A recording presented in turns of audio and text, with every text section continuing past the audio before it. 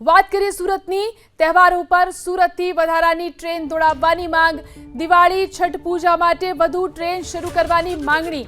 તહેવાર ઉપર રેલવે સ્ટેશને લોકોનો ધસારો હોય છે। રેલવે સ્ટેશન પર ભીડ ન થાય તે માટે વધુ ટ્રેન દોડાવવાની માંગ।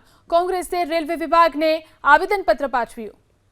અને અમારી જે માંગણી છે કે દિવાળી અને છઠ પૂજાને ધ્યાનમાં રાખીને પ્રશાસન દ્વારા નવી ટ્રેન ચાલુ કરવામાં આવે, એના સ્ટોપેજ આપવામાં આવે। અમારી માંગણી ઘણા વર્ષો જૂની છે। જો આ માંગણી સંતોષવામાં ના આવશે તો 1/10/2025 રોજ સ્થાનિક જનતા અને ઉત્તર પ્રદેશ સમાજના આગેવાની સાથે અમે સુરત સ્ટેશન ખાતે રેલ રોકો આંદોલન કરશું। તેની સંપૂર્ણ જવાબદારી રેલવે પ્રશાસનની રહેશે।